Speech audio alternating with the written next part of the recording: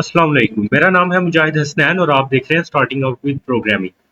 इस लेक्चर के अंदर हम डिस्कस करेंगे employ relations law in IT industry और इसके अंदर जो आउटलाइन से टॉपिक्स कवर हो रहे हैं वो है the framework of employ relations law and changing management practices. इसमें सबसे पहले हम एम्प्लॉय रिलेशंस लॉ जो है ना उसको देखेंगे कि वो क्या है। सबसे पहले तो ये कि एम्प्लॉय रिलेशन होता क्या है। एम्प्लॉय रिलेशन जो है ना वो रेफर करता है legal, ethical and professional framework. यानी जो एम्प्लॉयज रिलेशन है उससे मतलब क्या है हमारा कि एक लीगल, एथिकल और प्रोफेशनल फ्रेमवर्क जो कि गवर्न करता है relationship between organisation and its employees.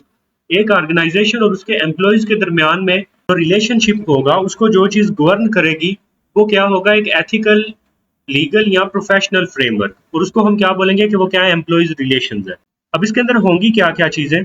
Communication होगा इसके अंदर, वर्क प्लेस के राइट्स होंगे, एम्प्लॉय की एंगेजमेंट होगी विद डिफरेंट एम्प्लॉयज या फिर जो है ना ऊपर उसकी जो मैनेजमेंट की टीम है उसके साथ, परफॉर्मेंस मैनेजमेंट होगी, डिस्प्यूट रेजोल्यूशन होगा और उसके अलावा ऑर्गेनाइजेशन की जो पॉलिसीज है रिगार्डिंग एम्प्लॉयज वो होंगी इसके अंदर। अब एक मजबूत एम्प्लॉय रिलेशनशिप से हमें मिलेगा क्या, ट्रस्ट और रिस्पेक्ट मिलेगी, लीगल कंप्लायंस होगी एम्प्लॉय की तरफ से, प्रोडक्टिविटी बढ़ जाएगी और कंफ्लिक्ट और टर्नओवर जो है ना वो रिड्यूस हो जाएगा। फिर उसके बाद है बेसिस ऑफ एम्प्लॉय रिलेशनशिप। अब एम्प्लॉय का रिलेशनशिप जो है ना वो कंपनी के साथ किन चीजों के ऊपर जो है ना वो बेस करता है जिनकी वजह से वो मजबूत या फिर जो है ना वीक हो सकता है। तो सबसे पहले तो जो मेन चीज है वो है पे, और सबसे मोस्ट इंपॉर्टेंट भी यही है कि उसको कितना जो है ना उसके वर्क से जो है ना वर्क के बदले में उसको कितना कंपनसेट किया जाएगा। तो अगर हमारे पास उसको जो है ना एक फेयर पे दी जा रही है और टाइमली दी जा रही है और परफॉर्मेंस बेस्ड दी जा रही है, अगर उसकी परफॉर्मेंस अच्छी है, उसको अगर अच्छी सैलरी उस पर दी जा रही है, तो वो एम्प्लॉय के जो है ना वो कंपनी के साथ बहुत अच्छे रिलेशंस बन जाएंगे। फिर उसके बाद है वर्क बार्गेन। अब वर्क बार्गेन ये है कि ये नहीं कि हम सिर्फ उससे काम ले रहे हैं, ये बेसिकली जो है ना म्यूचुअल एक्सचेंज होता है।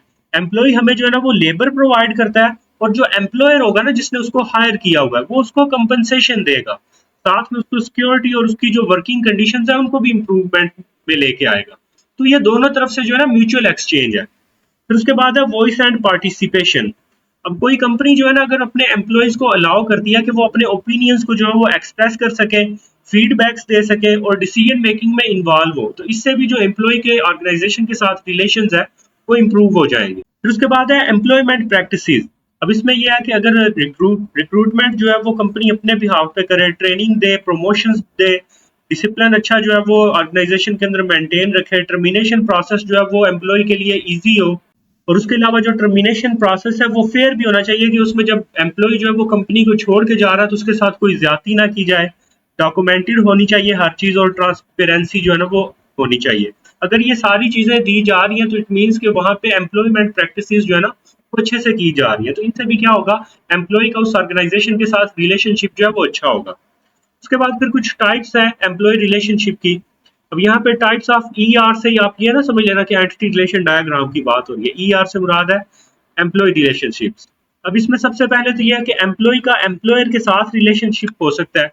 अब ये किस चीज के ऊपर बेस कर सकता है, कॉन्ट्रैक्ट्स के ऊपर बेस कर सकता है, ड्यूटीज के ऊपर बेस कर सकता है, रिस्पॉन्सिबिलिटीज और राइट्स पे बेस कर सकता है। जाहिर सी बात है एम्प्लॉय का एम्प्लॉयर के साथ कोई कॉन्ट्रैक्ट होगा, एम्प्लॉयर ने उसको कोई ड्यूटीज दी होंगी, एम्प्लॉय उनके लिए रिस्पॉन्सिबल होगा और फिर उसके बदले में एम्प्लॉय जो है उसके कुछ राइट्स होंगे, लाइक उसको कंपनसेट किया जाए। फिर उसके बाद है एम्प्लॉय टू मैनेजर। अब इसमें हमारे पास performance, guidance, feedback, leadership relation जो है ना ये आ जाएंगे। मैनेजर जो है जाहिर सी बात है वो एज लीडर जो है ना वो होगा टीम के अंदर और वो सारे एम्प्लॉयज को जो है वो लीड करेगा। एम्प्लॉयज जो है वो मैनेजर को फीडबैक दे सकते हैं, मैनेजर उनको गाइड करेगा और उनकी परफॉर्मेंस को इवेल्युएट करेगा। अब एम्प्लॉय टू एम्प्लॉय जो है ना ये भी रिलेशनशिप हो सकते हैं। इसमें पीयर कोलैबोरेशन हो सकती है, टीम डायनामिक्स हो सकते हैं, म्यूचुअल रिस्पेक्ट हो सकती है, यानी मिलजुल के काम करें, सारे एक दूसरे को इज्जत से जो है ना वो डील करें। तो यू एम्प्लॉय के साथ रिलेशनशिप जो है ना वो भी एक बॉन्ड बनेगा। फिर एम्प्लॉय के जो है ना एचआर डिपार्टमेंट के साथ भी रिलेशनशिप हो सकते हैं।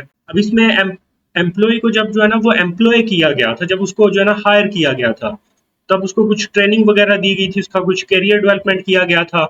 उसके अलावा और भी जितना प्रोसेस ऑर्गेनाइजेशन का होता है जिसमें एम्प्लॉयमेंट प्रैक्टिसेस जितनी भी होती है ना वो सारी एचआर डिपार्टमेंट की तरफ से ही होती है। उसके बाद है एम्प्लॉय टू यूनियन रिप्रेजेंटेशन। अब ऑर्गेनाइजेशंस के अंदर ना एम्प्लॉयज की यूनियन भी होती है, और ये यूनियन बनी होती है कि अगर ऑर्गेनाइजेशन और एम्प्लॉयज के दरमियान में कोई डिफरेंसेस आ जाते हैं ना, तो उनको उन डिस्प्यूट्स को जो है ना वो हैंडल करने के लिए जो है ना ये यूनियंस वगैरह अमूमन बनाई जाती हैं। तो इन यूनियन के साथ भी एम्प्लॉय के जो है ना वो रिलेशनशिप होंगे। फिर उसके बाद है कौन कौन से फैक्टर्स जो है जो एम्प्लॉय रिलेशनशिप को जो है ना इफेक्ट करते हैं। सबसे पहले तो ये कि ऑर्गेनाइजेशनल कल्चर जो है ना वो कैसा है। अब the values, communication style, leadership approach shapes these relationship. जो भी किसी ऑर्गेनाइजेशन के अंदर वैल्यूज हैं, कम्युनिकेशन का स्टाइल किस तरह का है, और लीडरशिप की अप्रोच कैसी है। अब लीडरशिप की अप्रोच जो है वो ऑटोक्रेटिक हो सकती है या फिर पार्टिसिपेटिव हो सकती है, और ये मैनेजमेंट का स्टाइल भी है कि अगर जो लीडर है वो अपने जितने भी एम्प्लॉइज हैं उनसे जब डिसीजन मेकिंग करता है तो उनसे फीडबैक लेता है या फिर उनको साथ में जो है ना वो डिसीजन मेकिंग में शामिल करता है, देन वो क्या है, वो पार्टिसिपेटिव होगा। लेकिन अगर वो पार्टिसिपेटिव नहीं है, वो एम्प्लॉइज की नहीं सुनता, तो देन वो क्या होगा, ऑटोक्रेटिक होगा। तो ये दोनों चीजें जो है ना, जो ऑर्गेनाइजेशन का कल्चर है उसमें तो है, डिफरेंट चीजें आ रही हैं, साथ में लीडरशिप भी आ रही है। अब लीडरशिप के स्टाइल से जो मैनेजमेंट का स्टाइल है वो भी चेंज होगा। तो ये दोनों चीजें जो है ना वो क्या करती हैं, इसको इन्फ्लुएंस करती हैं कि एम्प्लॉय का रिलेशनशिप जो है वो कैसा होगा। फिर उसके बाद है वर्क इन्वायरमेंट, वहां पे फिर फिजिकल या साइकोलॉजिकल।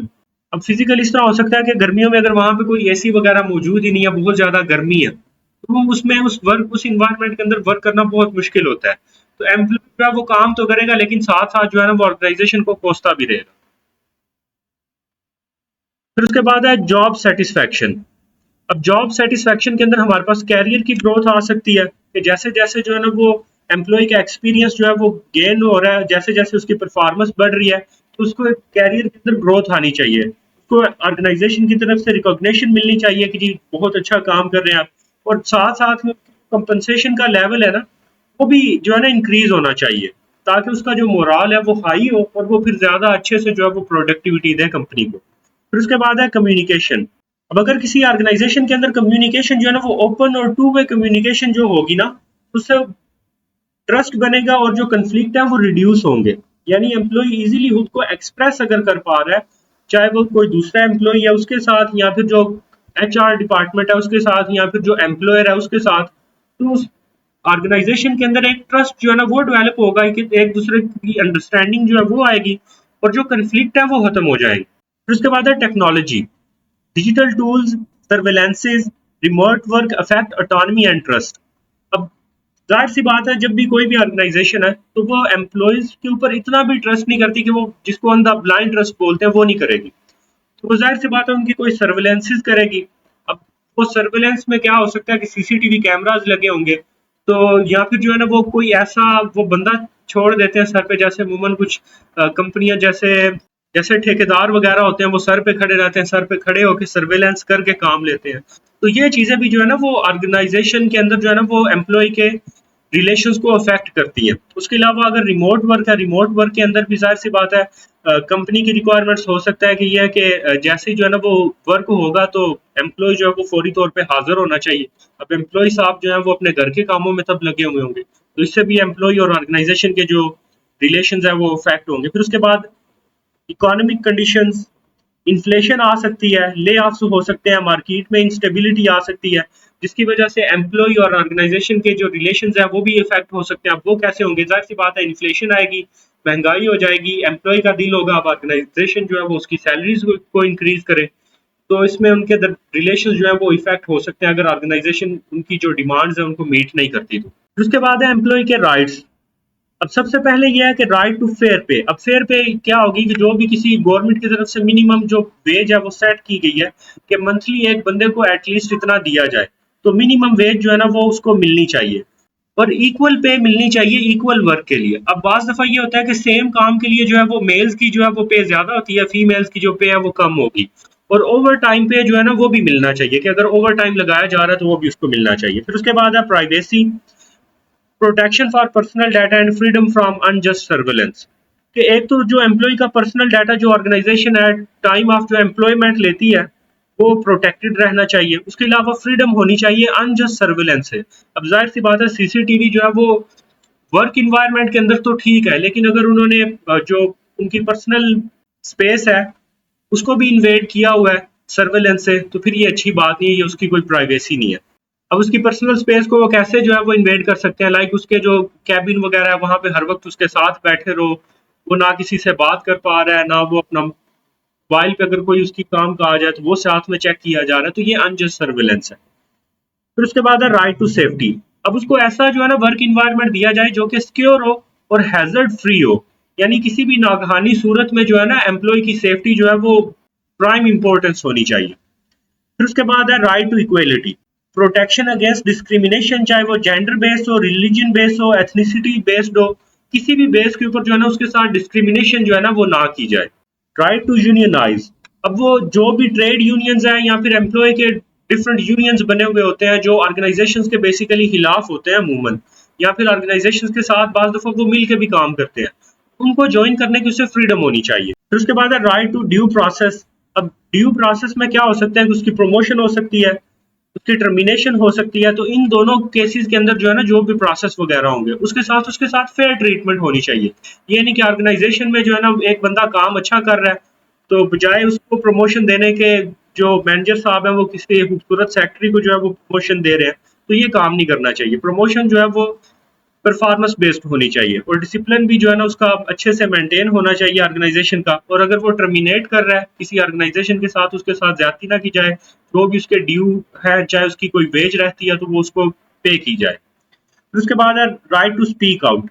अब इसमें यह है कि विसल ब्लो और प्रोटेक्शन होनी चाहिए। अगर ऑर्गेनाइजेशन के अंदर जो है ना कोई मैनेजर जो है वो दो नंबरी कर रहा है जिससे ऑर्गेनाइजेशन को और उसके बाद जो है ना जो पब्लिक है, जब वो प्रोडक्ट पब्लिक के अंदर जाएगी उसको कोई नुकसान हो सकता है, तो अमूमन जो है ना वो कंपनीज में क्या होता है कि एम्प्लॉयज जो है ना वो विसल ब्लो कर देते हैं, चाहे वो अनोनिमसली करें या फिर खुल के करें, सामने आके करें, वो बता देते हैं मीडिया को या किसी भी एक ग्रुप को बता देते हैं कि जी हमारी जो फलां प्रोडक्ट बन रही है उसके अंदर ये प्रॉब्लम है, तो उस चीज के अंदर उसको जो है ना वो प्रोटेक्शन मिलनी चाहिए कि अगर वो विसल ब्लो करता है तो विसल ब्लो प्रोटेक्शन जो है ना उसको वो देनी चाहिए। फिर उसके बाद कुछ की एलिमेंट्स हैं जो एम्प्लॉय रिलेशंस के लीगल फ्रेमवर्क के जो है ना अंदर आते हैं। अब सबसे पहले तो ये है कि एम्प्लॉयमेंट कॉन्ट्रैक्ट्स।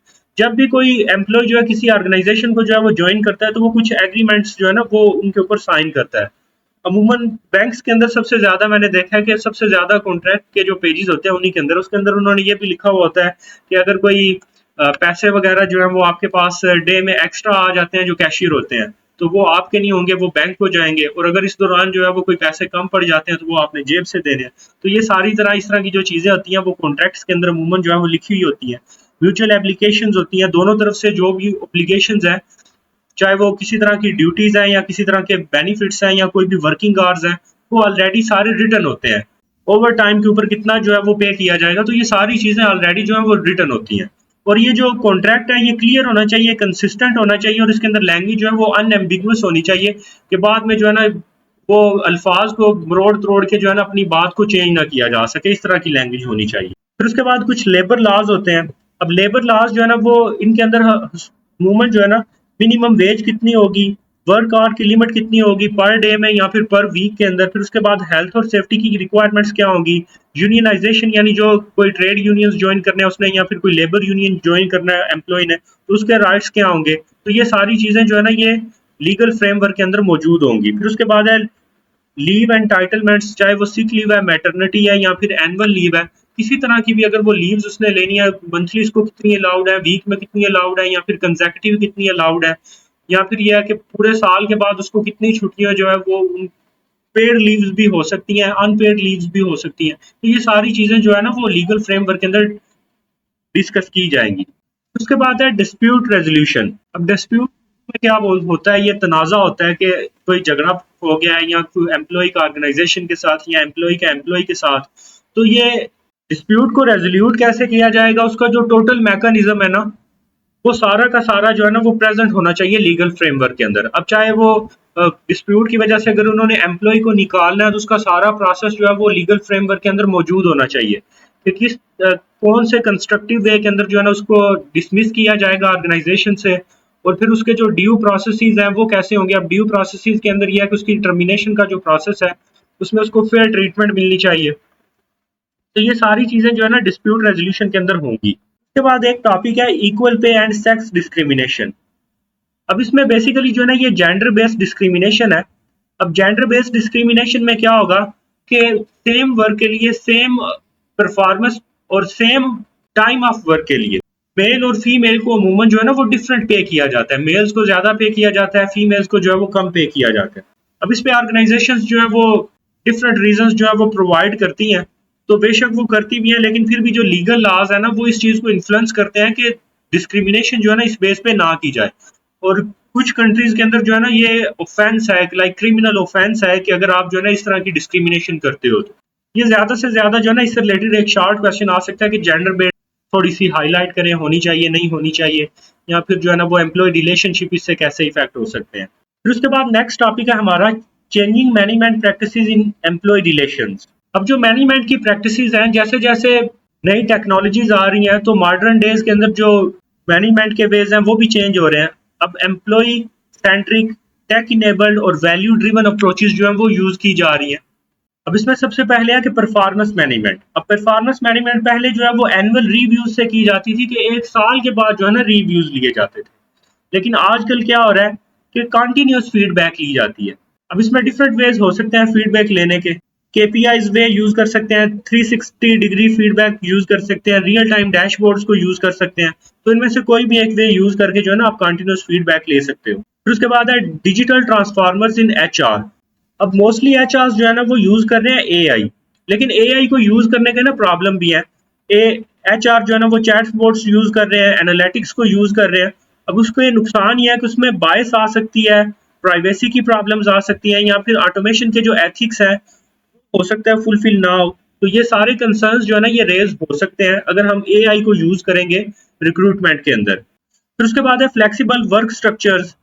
अब आपको याद होगा कि जब कोरोना आया था तो रिमोट वर्क जो है ना वो बहुत ज्यादा प्रमोट हो गया था। फ्रीलांसिंग और गिग रोल्स जो है, गिग्स क्या होती हैं, फाइवर के ऊपर अमूमन जो आपकी वो प्रोफाइल होती है उसमें कोई आप जो सर्विसेज दे रहे होते हैं उनको अमूमन गिग बोलते हैं।